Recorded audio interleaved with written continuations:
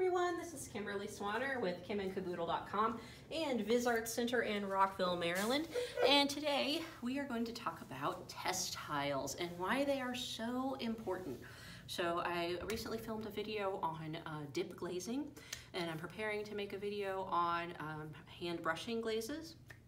But in between those, actually very important for you all to know how to make what kind of test tiles work, and you know, all that good stuff, and what are the benefits of test tiles. So I've got a bunch of stuff I actually teach, wow, words.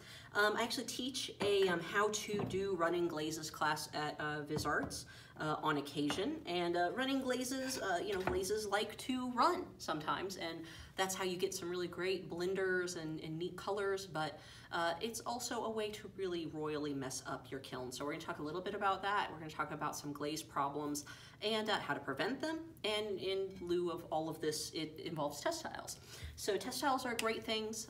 The word test, it's testing your glazes so that you don't use your #1 best piece on glazes you're not familiar with. So example is this is a really great marbled mug that I was making or made, and I was really certain, felt really positive about the glaze, knew that the glaze on the inside, what it was going to do, and I should have known better that the glaze on the outside, I only put 2 coats, which with brushing on, but still this glaze in particular is a running glaze, and it decided to run all the way down underneath this handle and subsequently down onto the kiln shelf, which we do not want. That's what running glazes are kind of known for. Handles in particular are really sensitive to running glazes. You want to be very careful with how you apply glazes on handles, because the heat is able to bounce around a lot differently than it does in your piece and around your piece. And so your handles actually get hotter faster, which causes the glaze to really go to town. So be aware that when you are glazing handles, that you're not using a running glaze, and if you are using a running glaze, that you are only putting it on the very top and not the full extent of the handle. Because this is one common glaze problem, is that you have not tested your glaze, or you don't know how much glaze you really have put on. That's kind of, you know, sometimes between dipping or brushing or using a new glaze, you know, it's unsure what the, you know, run speed or ability of your glaze is going to be, or maybe your kiln overfired by accident. It happens. But having a piece run so much that it touches your kiln shelf, 1, it can ruin your piece, 2, it can ruin your kiln shelf, and then you've got a lot of work ahead of you that you really didn't want to have to do. A big extreme example, this is kind of what it looks like. We're going to talk about this little guy here in a minute, but this is kind of what that looks like. You can see how the drippies go all the way down the sides here with a runner. And when you have it on a kiln shelf, this has the lovely glaze issues sign on it, and you can see just how all these chunks came out of this piece. And those chunks stayed in the kiln shelf, and we had to take a hammer and a chisel and do everything we could to get this piece to be removed from the kiln shelf. And unfortunately, that can end up breaking your kiln shelf. So $75 worth of kiln shelf can be kind of gone to waste just due to, you know, not really testing your glazes or not paying attention to what glazes you've put on and what order and what they do. So that's one glaze problem that you can encounter with glazing. Another glaze problem is bubbling. So I'm going to try and get this up really close, and you can see all those little streaks of those bubbles. Now, bubbles can be caused by a whole lot of different things. It can just be a chemical reaction between the 2 glazes. One glaze cannot like the other, and it happens. Another can be that the glaze is too thick, and it just, you know, fired in such a way that when it's cooling, the bubbles stay instead of completely melting back into your piece. So these are not food safe at all. It wouldn't probably, if I was to push my thumb into some of these with a little bit of effort, it's going to cause some bursts of the bubble, and then it becomes super sharp and can cut you. Sure, I could go through the trouble of grinding them all down, maybe try to reglaze it, but when it's to this kind of extreme, it's not really, in my opinion, worth it. This is kind of one of those chalk it up to you learning something.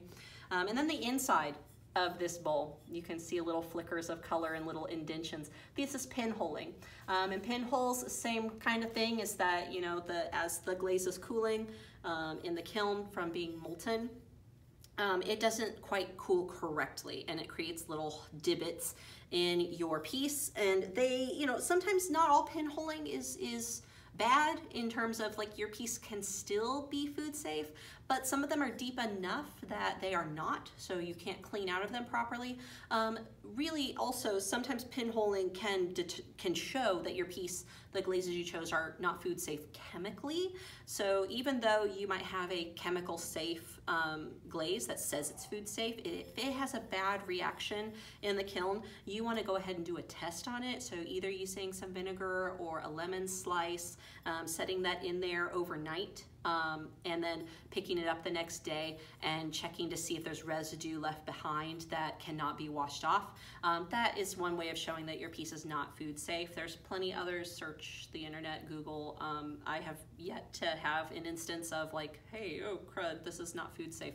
So that's, you know, find that out on your own, because unfortunately I'm just, you know, I haven't had to visit that yet for myself.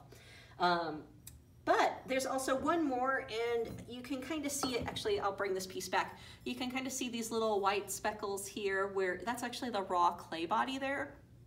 And that has happened when you have too much water, either in your glaze or in your piece. Overhydration can cause a problem of the glaze just kind of moving downwards and sloughing off. So it's vitrified, it's finished, it can be reglazed, refired, but unfortunately there's no glaze on these, you know, particular areas because the glaze could not absorb into the piece. So sometimes you can throw a piece too thin, and that alone can cause the glaze to not be able to soak in properly. So there's a lot of different reasons why your glaze will not stick to your piece. An example I do not have here is actually shivering, which is when your piece comes out of the kiln and the glaze is actually just peeling off in little sheets.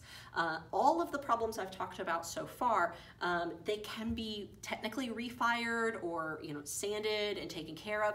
Shivering, there's no fixing for that. Shivering, your glaze is peeling off. There's some chemical imbalance either in the glaze, between the glaze actually, and your piece and the clay body. And so something happened, you know, what it is, like, you know, I've had glazes that on clay bodies where it's the same glaze and the same clay body and they're fine, and then the next day, you know, I come out with a, you know, I've only had like 3 instances of shivering on my pieces personally, and it just is not food safe. You can't peel the glaze off and reglaze, refire.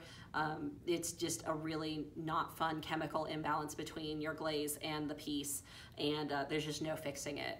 It looks really cool though if you get it to happen like in a really neat way. I've got a piece at home actually that it shivered all on the inside, and it's just gorgeous, and like I feel bad, you know, it's so delicate now, like there's nothing you could do with it, but just really pretty. But like to get that to happen on purpose is like, you know, I don't know. Anyways, those are the things that can happen with glazes that are not good. Those are the things you don't want to see when you have a piece come out of a kiln. So in order to see like, oh, will this happen to my glaze? Did I mix my glaze properly? Did I layer it properly? What did I do? Please use test tiles. Test tiles can be little pieces of clay that you have, you know, just made a slab and then angled the slab so it can stand up like this. And you can add grooves into it or not. It's your choice. The grooves allow you to see how does the glaze break when it moves across your piece. So like these 3 guys here. These were tests I did of 2 glazes at VisArts many months ago. I think it was maybe even last year. I don't know. It doesn't matter when I did them. What matters is that I have them. I'm just putting them in order here. Because you can see I've got 3 tiles. And so what I was testing here is how far does one glaze run over another? Because some people were finding that the glaze was running like crazy, and other people were finding that it wasn't running at all. So I wanted to, you know, show like, okay, well, I know how I glaze, and I know what consistency I like in my glazes when I'm glazing. So what would my 3 test tiles look like depending on how far I took the glaze? So these glazes were a teal and an emerald green, and both of them together in our studio like to run. And so I layered them. I put little marks on the side using underglaze. Highly recommend marking if you're doing multiple layers of glazes. Where's your first layer? Where's your second layer? So my first layer goes all the way down to the bottom line. Second layer goes to the top line. And then I wanted to see how far do these get pushed down. So in this particular first tile where there's, you know, they're very close to each other, then what happened is that they just came, you know, we had a little bit of a push right here. So the first layer of glaze, hopefully you all can see this. You know, again, I can't predict what you can all see and what I'm seeing, but this first layer here, this is where the glaze stopped, and it actually pushed down almost a ½ an inch to the bottom of the teal glaze that I used. But you can still see some of that teal remaining. So it means that, you know, with this little bit of glaze up at the top, it pushed down a ½ an inch. So when I'm, you know, going to prepare my piece, you know, how much of my bottom can I have showing? How much of this color do I want to show? Do I want the glazes to meet up exactly at the bottom? You know, those are things that you can figure out by, you know, doing these test tiles. So this test tile, the teal went down farther, but it's the same emerald dip. And again, we got that ½ inch there. But on the other side where it's completely smooth, so where the ridges are, the glaze stopped, but on the other side where it's completely smooth, it ran almost all the way down to my mark. So that's another thing to keep in mind is like, oh, you know, that's what it happens, you know, when you're glazing, any sort of ridges are gonna slow down the speed of a run, and any sort of smoothness is going to encourage the run to keep going. So this one is the same thing. The teal goes all the way to the bottom here, and the emerald is still the same, so it stopped right at that little mark where the little bumps are, but on the other side ran halfway down. So we're getting about a ½ an inch run consistently, except for this one. I may have gotten a little bit extra on this one. This is about an inch run. So we're getting, though, pretty consistent results through all of these tiles on the back side. So, and this is really neat because there was no glaze here. This actually pushed onto the clay body itself. So that's, you know, good to know that, you know, okay, well, I'm going to take my glaze all the way down to the bottom. What does that mean for the other glaze I'm putting on top? And again, like some layering things run, some layering things don't. That's why test tiles are so great, so that you can see what does one color look like on top of another, and does it run or not? If I add a third color, what does that do? That's, you know, the magic of test tiles, is that you learn all of these great things just by making a little L-shaped tile that you're going to bisque fire and, you know, have on hand. You can even write on the bottom, you know, I use this glaze first, this glaze second. You know, mark your sides so that you know where different layers go. Really important, because glazes can be different depending on what order you put them in. So these are the exact same glazes, but they're reversed. So this one was the Celadon first with the white on top. You get some really great crystallized speckles here, really pretty. Really enjoy this combination personally. It looks really good on the inside too. Don't get a whole lot of running. The white is a pretty solid glaze. You don't get a whole lot of running with this one. However, different story when you reverse them. When you reverse them, you've got the white here and then the Celadon on top, and the Celadon really likes to go for it. It gave a good run here, and really pretty run. Even more so, this is the white first and the Celadon second, and this has a third glaze that pushes even further. So this pushed things even more by adding that third, we call it, this is the texture plum, I think. I'm not sure what we call it here at VizArts, but it's a plum glaze all these glazes are made here at VizArts that I'm showing currently. So, you know, these are just really great ways to show, you know, different methods of, and I don't even know if this is in camera view, honestly. So like, you know, really great ways to show how these different glazes react to each other, and how glazes that are, you know, in the same, you know, how the order, it just, all you're doing is changing the order, but the glazes between three pieces are the same. You know, what does that mean? And so extra cups that you're like, oh, I'm not really going to give this to anybody, that's a great test tile. You can even break them and have them in halves. This is another such test tile. This is a cup I cut in half. So on one side, I believe I did one type of glaze. These are Amico glazes now. So I'm not remembering, I think it's seaweed maybe, I'm not remembering, or it's jasper, ancient jasper. It's one of those glazes, I'm not really concerned, but the important part is showing the running. But it's blue rutile, Amico's blue rutile. with the ancient jasper, I believe, and you can see how one little drip happened. And then on the other side, it's the smoky merlot with the ancient jasper. And I am not 100% certain. Oh, what am I doing? I made marks because I thought ahead of time, so thank you, Past Kim. So you can see that the ancient jasper went down to here, and the other colors went all the way down. So we got really a big run. Like, we're looking at an 1.5 to 2 inch run on these. So, you know, test tiles are great, and they will save your kiln and your pieces a whole lot of trouble. And it'll save you a lot of money because, like, let's say I don't particularly like this combination, I don't have to use it. I tested it and I can try something else that I like with another glaze or the same glaze with some other application. That's why test tiles are so fantastic. This is one studio glaze that was made, and then 2 commercial glazes that I bought. I don't quite remember the name of this one, but it's a coyote glaze.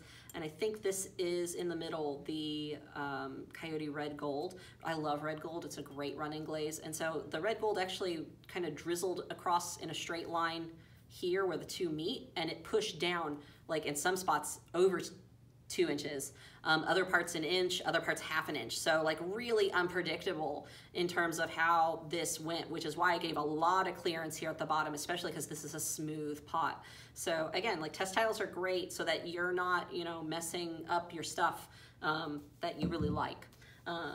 If you are testing, going back to this guy, if you are testing glazes, or if you feel like you have a glaze that's been well tested and you're just not sure if it's gonna run or not. So like in this particular instance, I knew I put a lot of glaze on this, but I wasn't sure how much it was going to run. So I put a little dish underneath. You can call them cookies, drip trays, the technical term, but they will protect your kiln shelf. And presuming you don't, you know, get a bad run, then they're reusable, especially if you put kiln wash on them. Kiln wash, I might make a how to make kiln wash video. You have to buy stuff from a ceramics store or retailer in order to make kiln wash, but you don't need kiln wash other than, like, it just, you know, adds a little bit layer of protection to your cookies or your drip trays. Now you do need kiln wash for your kiln shelves, but because these are just drip trays, I don't really care that these get messed up. If we can reuse them, that's awesome. If we can't, no big deal. But these are fantastic for, you know, if you're worried that, you know, whatever you have is going to run and drip all over the place. So you can put any number of test tiles on your drip tray, and that's going to save you a lot of pain later if you indeed have a big run like this. So this does not have kiln wash on the inside. I don't think it would have mattered if this had kiln wash on the inside. Like, this is not, this is fused. Like, I could bang this up against the table and maybe get it to break loose, but this tile, or sorry, this drip tray is done and this cup is done. There's no saving either of them. But it's really great that, you know, now I don't have to worry about it. Like, these are things I don't, you know, they're great examples for, oh, this clearly ran too much and I need to be aware of that. But I'm not worried, you know, I haven't messed up my kiln shelf, and, you know, I just throw another piece and not use that glaze again. Another great way to, you know, another great reason for test tiles is, so in these are kind of test tiles for me. So this drippy glaze that did not do so well on this pot, it's the same glaze on this one, and it did just fine on this one. Gorgeous outcome in my opinion. Really pretty color transitions. But just, yeah, like, it did not like this teal glaze, but it did like the white.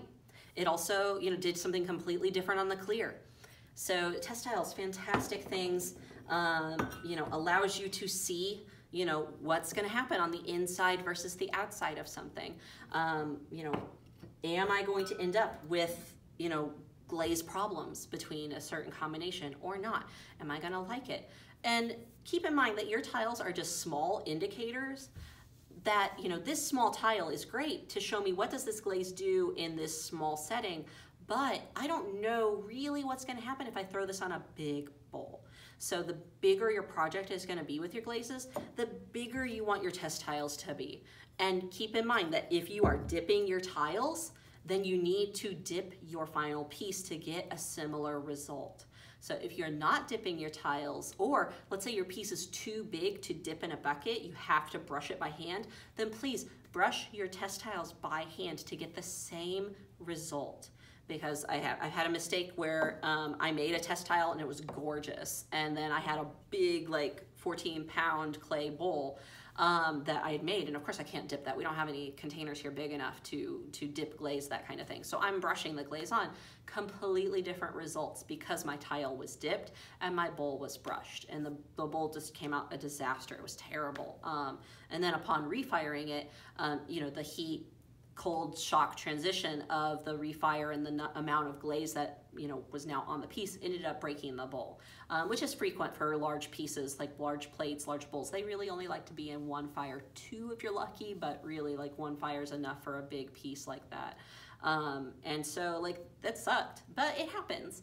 And so that's just the reality of it. So make sure that when you're making your test tiles that you're being consistent, dipping test tiles for pieces that you plan to dip and brushing on test tiles that you are planning to brush on. But I hope that this was educational for you, and if not, at least mildly entertaining, and I look forward to seeing you all next time. Thanks, bye.